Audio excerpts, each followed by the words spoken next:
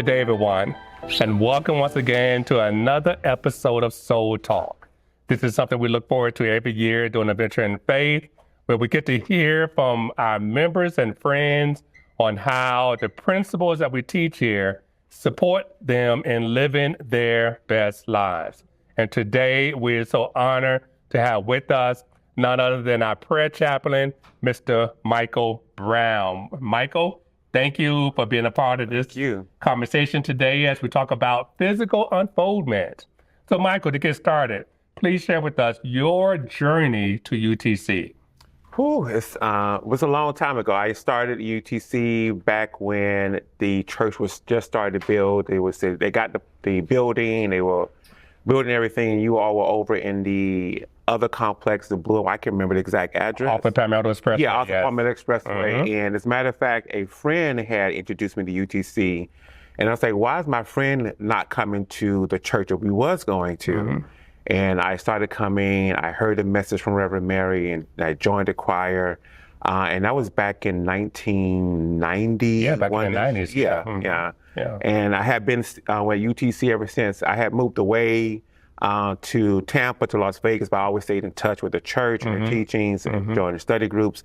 Came back and decided to go full force and be a chaplain with UTC as well. Cool, great. So over that time, you're taking classes, listen to the sermons on Sundays. How has our principles helped you, supported you in living your best life? And that's a great question. The principles really teach you how to, one, take accountability for your life and know that you can change your life. You can change anything that you don't necessarily like about your life. And the principles taught me that I am more than enough, that there is more than enough. Wow. Especially, I have my mom, and I loved her, but she wasn't given the tools and what she needed to in order to give me what I needed as a child. And the teachings helped me to learn that, one, I am loved and lovable, and I am worthy of all the good. I love it. And through those words and through that change and just through the teachings, I began to take control over my life when I felt it was out of control. Okay, great. I love it. So this week we are focusing on physical unfoldment. And I must say that I have witnessed your transformation physically over the last several months and years. So as we talk about physical unfoldment, just share with us your journey on your physical unfoldment lately. Just share with us what's been happening and how has it supported you in being your best self? Well, my physical unfoldment, I started out, I was originally 430, 440 pounds, and I was massively overweight. My legs were swelling. I actually had a wound on my leg that would not heal for almost 8 months. And I had to have both legs bandaged, and it was just all kinds of stuff that was happening physically. And I said, you know what? I go to church, I learn these lessons, I know these principles. I am sick and tired of being sick and tired. Cool. Yeah. And I got to the point where I said, it's time for a change in my body. It's time for a change in my mind. It's just time for a change, period. And through affirming that I am enough. And that's where it began, because for me, food was a way to replace what I felt like was missing. But it never ever satiated me, it never ever filled me until I started affirming I am enough. So now when I walk or when I go anywhere, if I do like a long walk for 3-4 miles, I'm always saying that I am enough. I am enough. I love it. And it keeps emphasizing that, hey, this journey is just not about you, but it's all about your total you, your total being. So going from 430 pounds, I used to wear like 56 pants.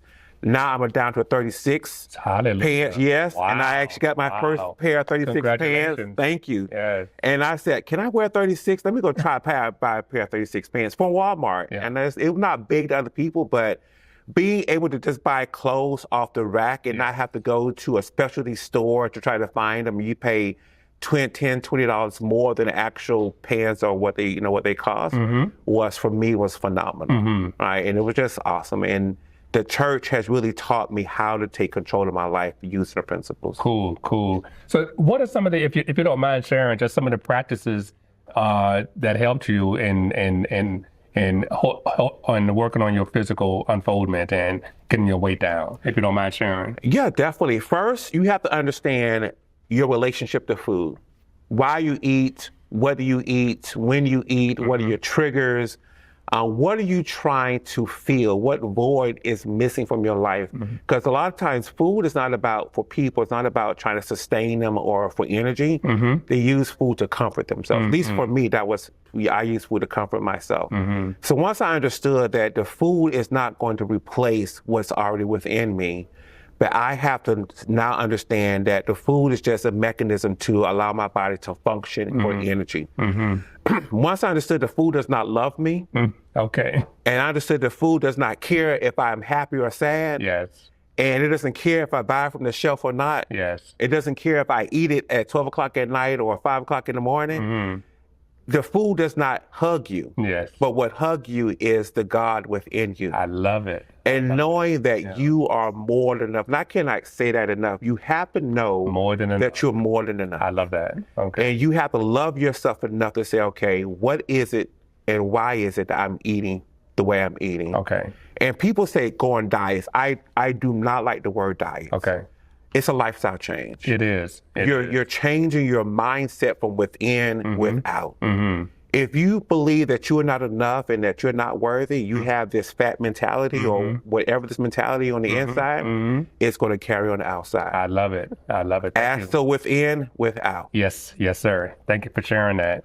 So, currently, you are a prayer chaplain at UTC. Yes. And over the years, you say you started with the choir, but over the years, you volunteered in different ways. You tied your time, your talents, and your treasures to this ministry to help us to become a place to heal and space to grow. Tell us, why do you do it? Tithe your time, treasures, and talents to the church, and how does it help you? How does it bless you? Well, that's a good question. I've always felt like I was running from God. I felt like God has always called on my life to do something. And I was like, how can I do it? I don't feel worthy. I don't feel like I'm good enough.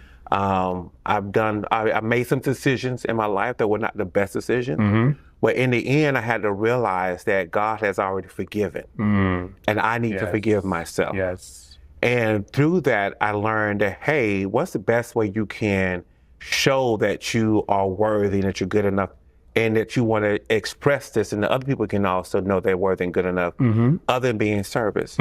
Being in service to other people, being in service to the church, being in service to people who may not know that that you're there for them. Especially as a prayer chaplain, you get to pray and stand in the gap for people who cannot stand for themselves. And that's important for me because there was a lot of times when I felt I couldn't stand. And it was Pauline Broom Webster. She was my prayer chaplain. God bless her soul. Yes, and she was a powerful woman, and she would call, "Hey, Michael, it's your prayer chaplain," and her accent. And I loved when I got her calls, and it let me know that someone is standing in the gap for me. When those years I felt like I was alone and going through darkness, but I wasn't, because there was someone pushing me along in spirit. I love it. So I love, spending my time in the church and being a service to people and being a service to the church, because I believe that this place is a space where you can come, you can grow, you can learn, you can be healed, and you just have to come in and be willing to be a part of that family, being part of the church and joining in and see what you can contribute to the church as well. Great, I love it, I love it. So as we get ready to end our conversation, and first, for foremost, I want to say thank you very much for all that you do for UTC, how you support UTC. I'm so happy that UTC is a blessing to you. And as we get ready to end this conversation, any parting words of wisdom you want to share with the congregation on either physical unfoldment or whatever may come from your heart that you want to share at this time? Just speak to the congregation. So people believe that it's too late. It's never too late. You want to lose weight, you can do it. You want to change your body, you can do it. Just take one step at a time. If you don't do any exercise, commit to doing a mile a day. But while you are walking, affirm that you are enough. While you are exercising, it doesn't have to be powerful exercise, it can be simple stuff, but you got to start somewhere. It doesn't matter if you still go eat McDonald's. You can eat at McDonald's, that's cool, but eat smaller portions. Don't eat big portions. If you want to change your life and you're sick and tired of being sick and tired, you got to take a stand at some point and say, this is enough. I'm going to change and move forward. And if you ever need help with anything concerning lifestyle change, what to eat, what not to eat, I am always here for you. I love talking about it. I would talk your ear off about it. And because I believe as you educate people about food and how to eat food and the relationship to food, you can help them change, because it's all about the food. It's 80% nutrition and the rest 20% exercise. But the biggest piece is nutrition. I love it. I love it. So Micheal, you are an inspiration to me, believe it or not, in your unfoldment physically and so forth. Thank you to continue to be a blessing to us, to yourself, to the world, and may all that you do for life, for others, may God continue to do and give back to you, pressed down, shaken together, and running over. We bless you. Thank you. Appreciate it. All right.